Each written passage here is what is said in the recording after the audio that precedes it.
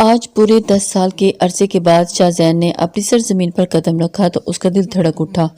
10 سال میں اس نے لندن میں گزارے اور خود کو ان کی ثقافت کے مطابق ڈھال لیا، لیکن اپنی مٹی کی سوندھی سوندھی سی خوشبو اسے ہر وقت اپنی جانب کھینچی۔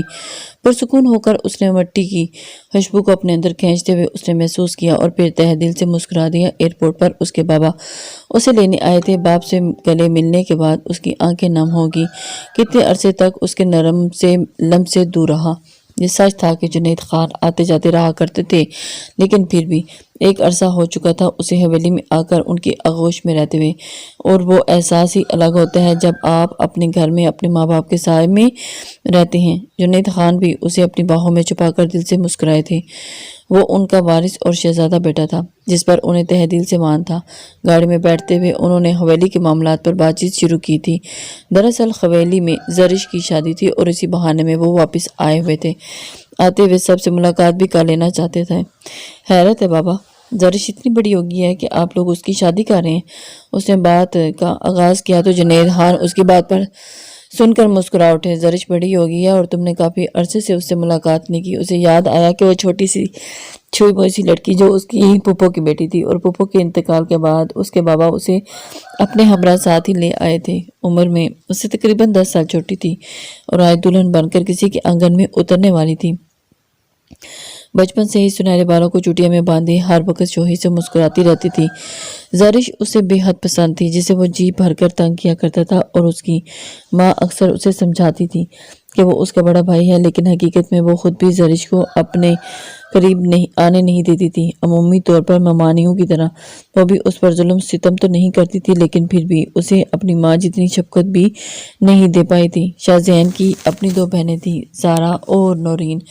زارا زرش سے بڑی تھی اور شادی شدہ تھی، جبکہ نور اس سے کافی چھوٹی تھی، اور اس حویلی میں ان کے علاوہ اس کے چھوٹے ماموں کی کافی عرصہ آباد رہے، اور پھر انہوں نے اپنے لیے علیحدہ گھر کا انتظام کر لیا تھا اور وہیں شفٹ ہو گئے، اور اس کا تو بس ایک بیٹی تھی، عنایا۔ اس طرح شاہ زین پوری حویلی میں باپ اور چچا کا اکلوتا وارث تھا۔ عنایا عمر میں شاہ زین سے بڑی تھی، لیکن گھر والوں کا خیال تھا کہ عنایا کی شادی شاہ زین سے ہی کر دی جائے گی تاکہ گھر کی بیٹی گھر میں ہی رہے، دولت اور جائیداد بھی باہر نہیں جائے گی۔ لیکن شاہ زین کو تو اس پر تہ دل سے اعتراض تھا کہ وہ گھر والوں کے اس فیصلے کو ماننا نہیں چاہتا تھا، کیونکہ وہ عنایا کو ہمیشہ اپنی بڑی بہن کی طرح یہ سمجھتا تھا۔ عنایا خود بھی دلی طور پر شاہ زین سے وابستہ نہیں تھی۔ وہ جانتی تھی کہ اس کی اور شاہ زین کی عمر میں کافی فرق ہے، اور اسی لیے وہ شاہ زین سے بھی کبھی بھی اس طرح کی کوئی بھی امید نہیں رکھتی تھی۔ گاڑی حویلی کی جانب رکی تو سب لوگ ہاتھوں میں پھول تھامے حویلی کے داخلی دروازے میں موجود تھے۔ سب دیکھ کر شاہ زین کی جانب چہرے پر ایک مسکراہٹ پھیل گئی تھی۔ وہ جلدی سے آگے بڑھتے ہوئے ماں کو گلے لگا گیا تھا، اور نورین بیگم تو ایک پل کے لیے اس سے دور نہیں رہ پائی تھی، اور اسی لیے تو اسے کبھی بھی لندن بھیجنے کے حق میں نہیں تھی۔ پھولوں کی پتیوں سے اس کا استقبال کیا گیا تھا، اور سب نے گرم جوشی سے گلے لگاتے ہوئے اسے خوش آمدید کہا تھا۔ نور تو مکمل طور پر اسے لپٹ چکی تھی، کیونکہ بچپن سے ہی تو نور اس کے ساتھ زیادہ منسلک تھی۔ سجی ہوئی حویلی میں بہترین ماحول تھا۔ اس نے ڈھونڈتی ہوئی نگاہوں سے زرش کو ڈھونڈنا چاہا تھا، لیکن شاید وہ اس کے استقبال کے لیے نہیں آئی تھی اور اپنے کمرے میں ہی موجود تھی، اور اس نے نورین بیگم سے پوچھ لیا تھا، ماما دلہن کہاں ہے؟ وہ میرے استقبال کے لیے کیوں نہیں آئی؟ ہاں وہ بس ایک رات کی مہمان ہے، اور اچھا نہیں لگتا نا کہ دلہن گھر میں بھاگ دوڑ کرتی رہے۔ تم ایسا کرو، خود ہی جا کر اسے کمرے میں ملو۔ آج ان کی ماں کا موڈ خوشگوار تھا۔ ایک تو شاہ زین کے آنے کی خوشی، اور اس کے علاوہ وہ اچھی طرح جانتی تھی کہ اب زرش ان کے گھر میں بس کچھ ہی وقت کی مہمان رہ گئی ہیں، اس لیے وہ کسی بھی برے اخلاق اور بدمزگی سے پرہیز کرتی تھی۔ ہاں میں سر ہلاتے ہوئے وہ اٹھ کر زرش کے کمرے کی طرف چلا گیا تھا۔ آج بھی زرش کا کمرہ وہی تھا جو اس نے بچپن میں اس سے پسند کیا ہوا تھا۔ کمرے میں داخل ہوتے ہوئے وقت اس نے دروازے پر دستک نہیں دی تھی، بلکہ ہاتھ بڑھا کر اس نے دروازہ کھول دیا تھا۔ شاید لندن کی ثقافت اس پر کچھ زیادہ ہی حاوی ہو چکی تھی، جبکہ زرش کو آئینے کے سامنے کھڑا دیکھ کر وہ حیران رہ گیا تھا۔ اس وقت وہ آئینے کے سامنے کھڑی ہو کر اپنی فراق کی ڈور باندھ رہی تھی اور اپنی پشت پر ہاتھ چکا کر وہ ڈور بری طرح الجھی ہوئی تھی اور اس کا مکمل سراپا نشیب و فراز کے ساتھ شاہزین کے سامنے تھا۔ زرش اسے دیکھ کر کپکپا سی گئی تھی اور اس نے جلدی سے ڈور کو چھوڑ دیا تھا، جس کی وجہ سے فراق اس کے قدموں سے نیچے ہی کی طرف ڈھلک آئی تھی۔ اس نے جلدی سے دوپٹہ اٹھا کر خود پر پھیلایا تھا۔ یہ حرکت اسے ہنسی ناگوار گزری تھی۔ حقیقت میں وہ اچھی ہنسی بوکھلا چکی تھی۔ ارے زرش، تم تو باقاعدہ دلہن بنی ہوئی ہو۔ شاہزین نے آگے بڑھ کر اس کے ماتھے پر لب رکھے تھے اور اسے دیکھ کر مسکرایا۔ اس وقت اس کا ہاتھ زرش کے کمر پر تھا۔ جب زرش نے بے لحاظی سے ہاتھ اس کے سینے پر رکھتے ہوئے اسے خود سے اچھا خاصا دور دھکیل دیا تھا۔ شاہزین اس سب کے لیے تیار نہیں تھا، اسی لیے وہ دھکیلے جانے کی وجہ سے اسے ایک لڑکھڑا کر زرش سے دور ہو گیا تھا اور پھر حیرت سے اسے دیکھنے لگا۔ لندن میں رہنے کے بعد آپ تمیز اور لحاظ بھی شاید بھول چکے ہیں، اس نے شاہزین کی آنکھوں میں دیکھتے ہوئے اسے جتایا اور ساتھ ہی دوپٹہ خود پر مزید اچھی طرح سے لپیٹ لیا تھا۔ شاہزین کی آنکھوں میں حیرت کی جگہ غصے نے لے لی تھی۔ تم کس انداز میں بات کر رہی ہو مجھ سے؟ اسی انداز میں بات کر رہی ہوں جس انداز میں آپ میرے کمرے میں داخل ہوئے ہیں۔ آپ کو ذرا بھی تمیز نہیں ہے، آپ کو دستک دے کر آنا چاہیے تھا۔ اس کی آواز اس قدر اونچی ہو چکی تھی کہ اس کی آنکھوں سے غصے کے شعلے پھوٹ رہے تھے اور رنگت بھی سرخ ہو چکی تھی۔ شاہزین اندازہ ہی نہیں لگا سکتا تھا کہ وہ اس وقت اس کے ساتھ اس طرح کا رویہ اختیار کرے گی۔ تبھی کمرے کے کھلے دروازے میں اس کی چھوٹی بہن نعمانی اور شاہزین کی چچی اندر داخل ہوئی تھی اور حیرت سے اسے دیکھنے لگی۔ یہ تم کیسے بات کر رہی ہو شاہزین کے ساتھ؟ گھر آئے مہمان سے وہ حیرت سے اسے دیکھتے ہوئے پوچھنے لگی تھی۔ چچی یہ میرے کمرے میں آ گئے، حالانکہ میں کپڑے تبدیل کر رہی تھی اور پھر آتے ہی مجھے چھونے لگے تھے، اس نے شاہزین کی جانب دیکھ کر کہا تھا۔ جب شاہزین شرمندگی اور غصے کی ملے جلے تاثرات سے اسے دیکھنے لگا، اسے ہرگز اندازہ نہیں تھا کہ وہ اس قدر جاہلیت کا مظاہرہ کرے گی۔ زارا نور اور نورین بیگم بھی اسی کمرے میں آ گئی تھی اور نورین بیگم کو تو اس بات سن کر اچھے خاصے سے غصے نے گھیر لیا تھا۔ وہ ان کے بیٹے کے حوالے سے کس طرح کی بات کر رہی تھی، حالانکہ ان کا بیٹا نہایت ہی صبر اور سلجھا انسان ہے۔ شاہزین کمرے سے باہر چلا گیا تھا اور بڑوں نے اس معاملے کو دباتے ہوئے خاموشی اختیار کر لی تھی اور اس وقت زرش بھی اس گھر میں مہمان تھی اور شاہزین بھی مہمان آیا ہوا تھا، لیکن پھر بھی نورین بیگم کو زرش سے یہ امید نہیں تھی کہ وہ ان کے بیٹے کے حوالے سے اس طرح کی کوئی بات کرے گی۔ اس کا نقطہ نظر اگر ٹھیک بھی تھا تو اس بات کا کرنے کا انداز خاصا غلط تھا۔ سب لوگوں کے کمرے میں چلے جانے کے بعد وہ بیڈ پر بیٹھ کر پھوٹ پھوٹ کر روتی تھی۔ ایک تو وہ ہمیشہ کے لیے اس گھر کو چھوڑ کر جا رہی تھی اور اوپر سے دوسری جانب شاہزین کی واپسی اور پھر اس کے اس طرح سے اس کے کمرے میں یوں بے دھڑک چلے آنا، اس چیز نے تو اسے بے انتہا غصے کرنے پر مجبور کر دیا تھا اور اپنی عادت کے خلاف وہ کچھ زیادہ ہی بول گئی تھی۔ اور آج سے چند سال پہلے کا منظر اس کی آنکھوں کے سامنے گھوم گیا تھا، جب وہ 8 سال کی تھی اور اس کا وجود اس وقت قدرے بھرا بھرا تھا۔ لان میں اس وقت وہ گڑیا کے ساتھ کھیل رہی تھی اور نور بھی اس کے ساتھ ہی پاس موجود تھی جب شاہزین اس کے پاس آیا اور اس کے ہاتھ سے گڑیا لے کر دور اچھال دی تھی۔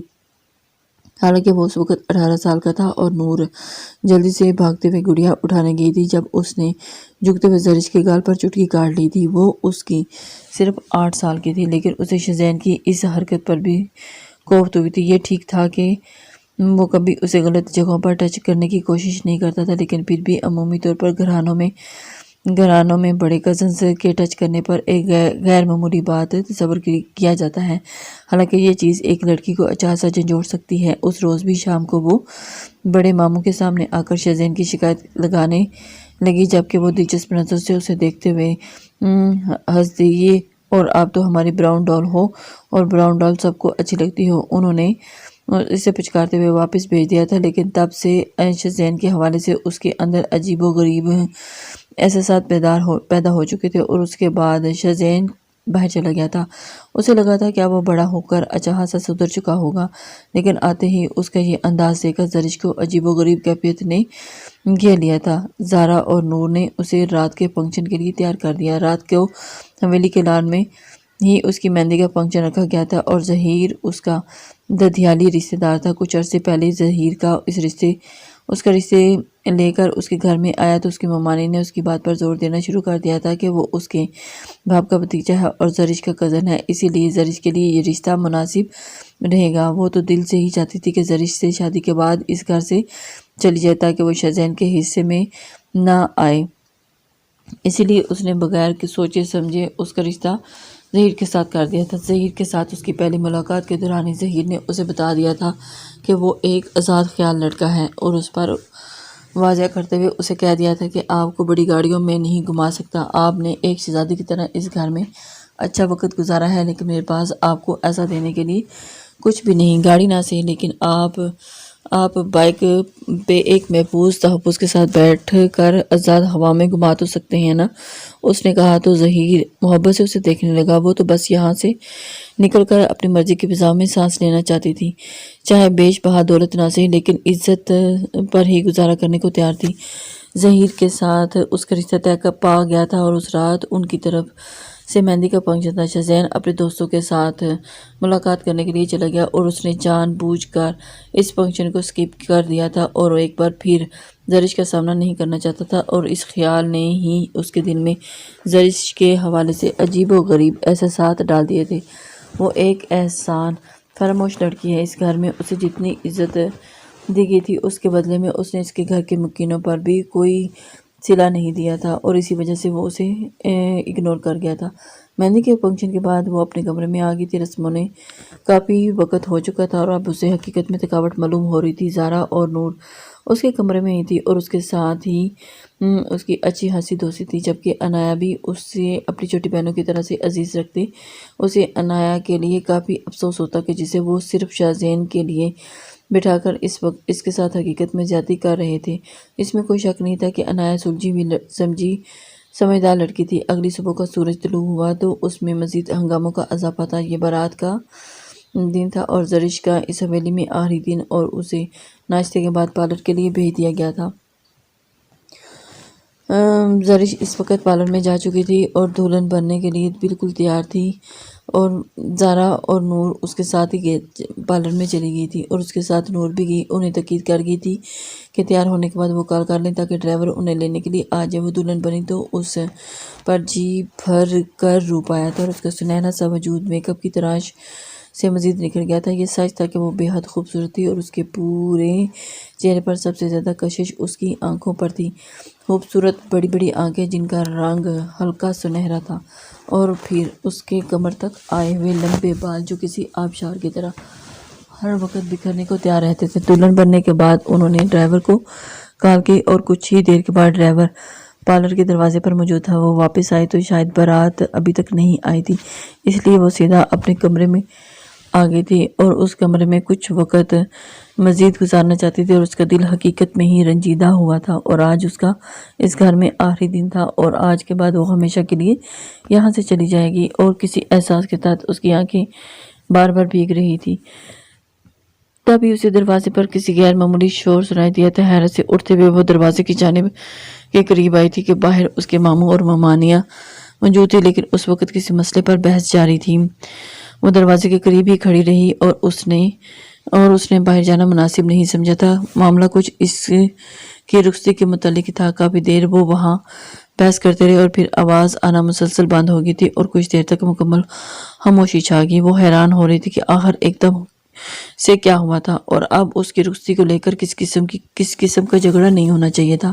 کافی دیر وہ انتظار میں کھڑی رہی اور اس کے دل میں عجیب سے وسوسے جنم لے رہے تھے۔ جب تھوڑی دیر کے بعد زارا نے دروازہ کھولا اور کمرے میں آ گئی اور اس کے چہرے پر پریشانی چھائی ہوئی تھی۔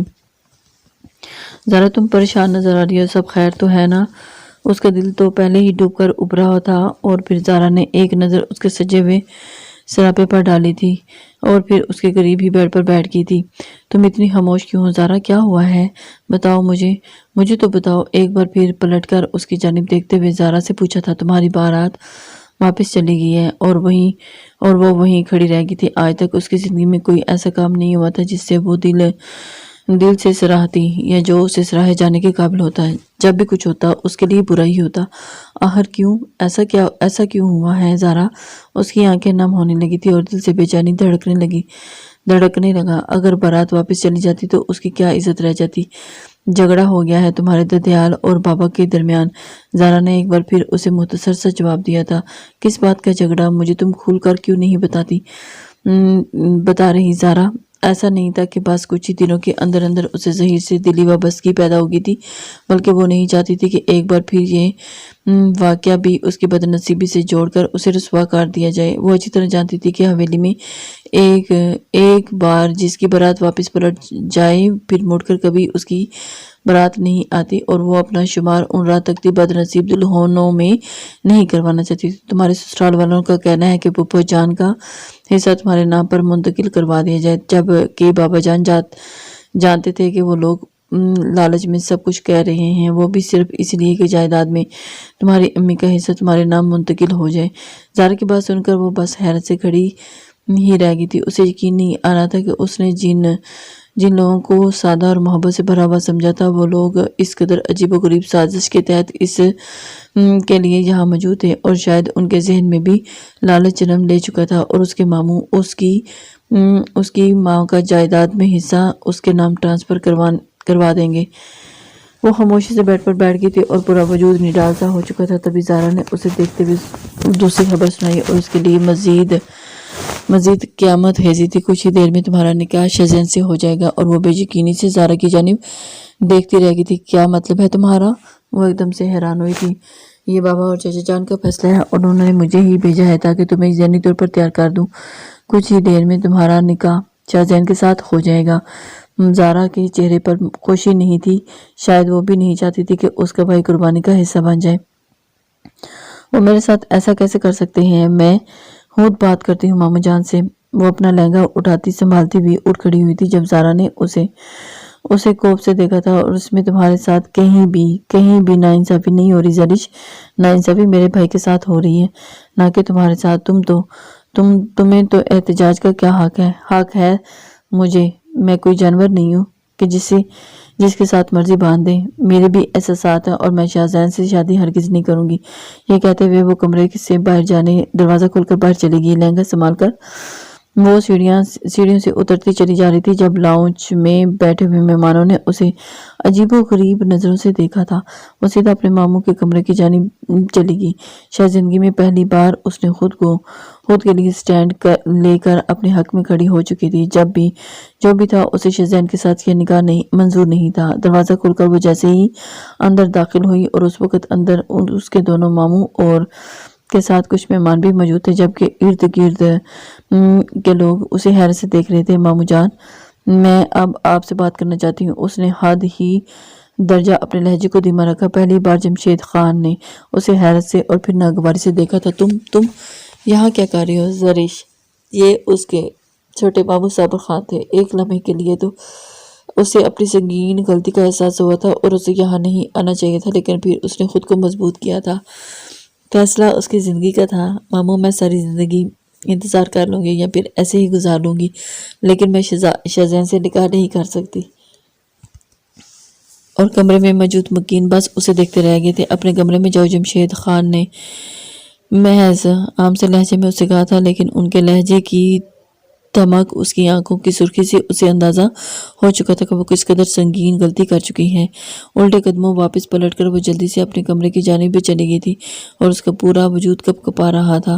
تھوڑی دیر کے بعد دروازہ کھلا اور نورین بیگم کمرے کے اندر داخل ہوئی۔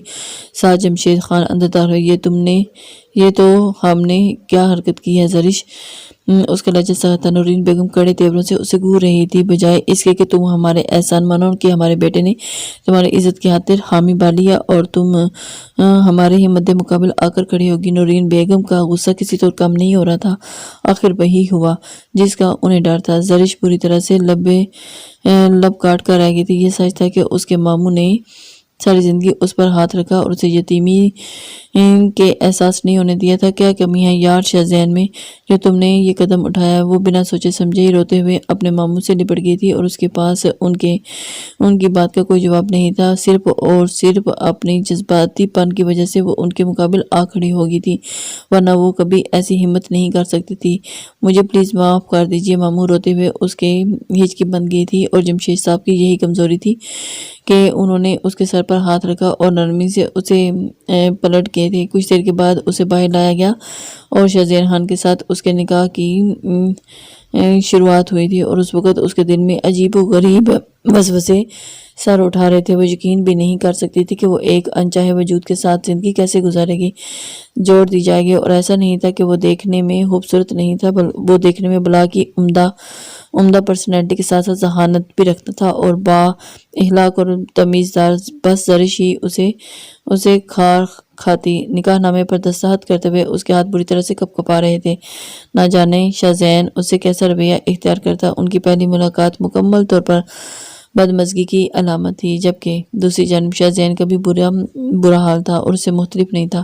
وہ اس رات جتنی امیدیں اور امنگیں لے کر اسے ملنے آیا تھا، اس سے اتنی ہی مایوس ہوئی تھی۔ زرش ایک جالحانہ سوچ کی لڑکی تھی اور اسے لگتا تھا کہ وہ تو اس کی کزن ہے اور اس لحاظ سے اس کے درمیان ہنسی مذاق کا رشتہ مضبوط ہونا چاہیے، لیکن اس کے مقابلے میں زرش نے لوگوں کے درمیان اس کی عزت 2 ٹکے کی کر دی تھی۔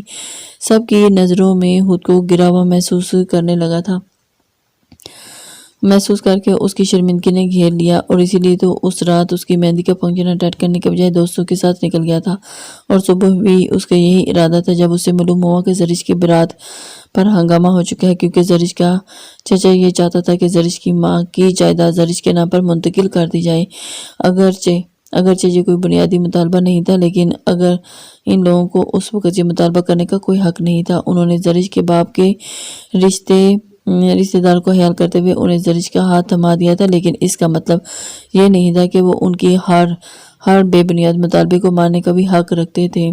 اصولی طور پر تو زرش کے نگران کے طور پر انہیں کچھ شرائط اور ضوابط رکھنی چاہیے تھے، لیکن انہوں نے اعتماد کیا، اور جبکہ وہ لوگ اپنی لالچ اور سوچ کو ان کے سامنے کھولنے میں کامیاب ہو گئے۔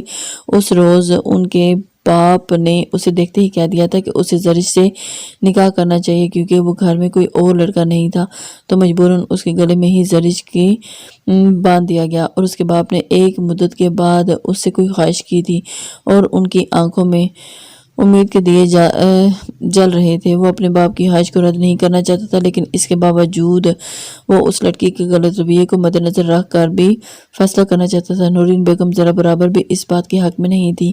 جمشید خان اور صابر خان نے کی متفقہ رائے کے مطابق شاہ زین کو اس سے نکاح کرنے پر حامی بھرنا پڑی، اور اب نکاح نامے پر وہ سائن کرنے کے بعد وہ لڑکی شرعی طور پر اس کی بیوی بن چکی تھی، اور یہی بات اب زرش کے دل میں کھٹک رہی تھی۔ کچھ دیر مزید رسم و رواج ہوتے رہے اور ان دونوں کو ایک ساتھ بٹھا دیا گیا۔ شاہ زین نے رخ موڑ کر بس ایک بار ہی اس کی جانب دیکھا تھا۔ وہ بلا کی خوبصورت لگ رہی تھی۔ ایسا نہیں تھا کہ اس کا خوبصورتی سے پالا نہیں پڑتا، مغربی خوبصورتیاں اسے ہر وقت اٹریکٹ کرتی تھی، لیکن اس نے شرم و حیا سے ڈوبی ہوئی ایسی خوبصورتی کو نہیں دیکھا تھا، اور ایسے ہی دلکشی صرف ایشیائی لڑکیوں میں ہی پائی جاتی تھی، اور اپنے جسم میں کو اڑیاں ظاہر کرتے ہوئے مردوں کو لبھانے والی خواتین سے اس کا پالا پڑا تھا، لیکن یہ لڑکی ان سب سے الگ تھی۔ لیکن اس وقت اس کے دل میں زرش کے حوالے سے کوئی اچھے جذبات نہیں تھے، اور اس نے نگاہ کے رخ کو موڑ لیا تھا، اور پھر اس نے پلٹ کر بھی اس کی جانب نہیں دیکھا تھا۔ زرش کا حال بھی کچھ ایسا ہی تھا۔ خود اس کے پہلو میں دیکھ کر وہ عجیب سے قفل اپنے لبوں پر لگا کر بیٹھی تھی۔ تمام رسومات کو مکمل کرنے کے بعد شاہ زین کے کمرے میں منتقل کر دیا گیا تھا۔ کافی دیر کے بعد وہ خاموش سی اپنے رنگیلے ہاتھوں کو گھورتی ہی اس کے حنائی ہاتھوں میں ظہیر کا نام لکھا ہوا تھا، اور اس کا دل چاہا کہ اپنے ہاتھ سے اس کے نام کو نوش کر پھینک دیتے۔ لالچی انسان جو ابھی بھی اس کی عزت نہیں کر پایا تھا، نہ جانے اس کے ساتھ اس کی زندگی میں رشتے میں منسلک ہو جانے کے بعد کیا کرتا۔ لیکن جس شخص کے ساتھ وہ اس وقت منسلک تھی، اس سے بھی تو اسے کوئی نیک امید نہیں تھی۔ تبھی وہ اس کے کمرے کا دروازہ کھلا اور عنایا اندر داخل ہوئی۔ عنایا کو دیکھ کر اس کے حوالے پر ایک افسردہ سی مسکراہٹ پھیل گئی تھی، اور اسے ہر وقت یہی بتایا جاتا تھا کہ عنایا ہی شاہ زین کی دلہن بنے گی۔ آج پورے